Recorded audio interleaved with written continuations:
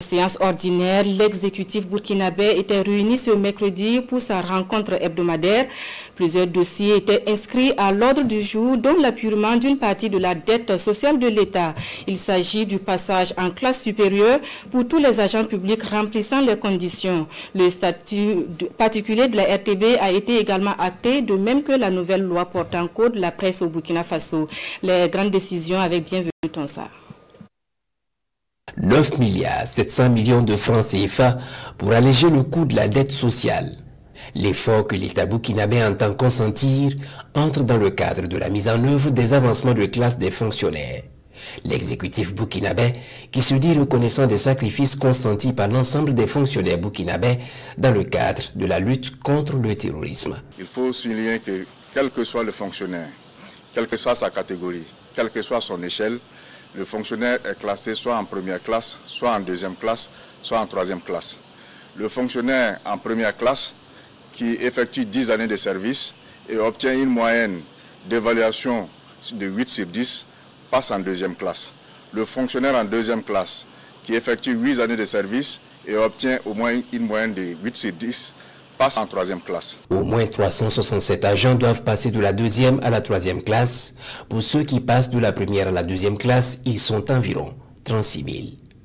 Et puis bientôt la fonte de l'ensemble des lois existantes sur la presse écrite, celle en ligne et la radiodiffusion sonore et télévisuelle en un code unique. Il y a pour le gouvernement nécessité de notamment responsabiliser davantage les acteurs. Le projet de loi permettra entre autres de définir désormais les statuts du journaliste professionnel et du technicien professionnel de presse. Il permettra également de définir le statut et le mode de financement des entreprises de presse, d'interdire la concentration économique dans les médias, afin donc d'éviter toute situation de monopole ou d'influence au niveau des médias. Le projet de loi prévoit également des sanctions à l'encontre des distributeurs de services pour la privation de certains programmes auxquels leurs abonnés ont droit.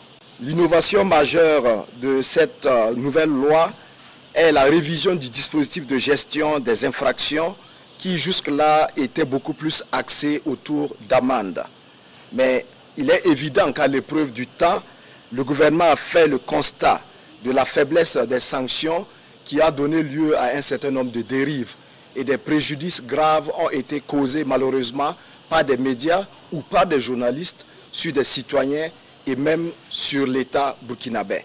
Et au regard du contexte délicat dans lequel se trouve notre pays et tirant leçon bien sûr des préjudices causés aux citoyens, le gouvernement estime qu'il y a lieu de responsabiliser davantage les journalistes en mettant un accent sur les sanctions à appliquer en cas donc d'infraction. La nationale de l'image et du son, elle, sera dotée d'un nouvel organigramme. Il s'agit de renforcer l'efficacité de la RTB à un moment de grand défi. L'objectif de cette relecture est de doter la RTB d'un nouvel organigramme adapté aux défis actuels et futurs qui s'imposent aux médias en général et spécifiquement aux réalités de la nationale de l'audiovisuel.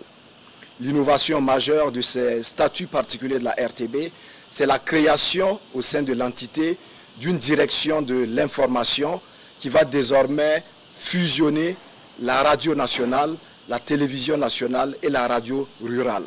Cette fusion vise bien sûr à harmoniser les contenus et à permettre à la RTB d'être davantage plus efficace et d'avoir une ligne éditoriale davantage affirmée et des contenus beaucoup plus cohérent pour le bien donc de la société. Et dans le cadre de la sauvegarde et de la valorisation du patrimoine culturel au Burkina Faso, le gouvernement approuve une initiative, celle portant labellisation des biens culturels et l'accréditation des organisations de la société civile.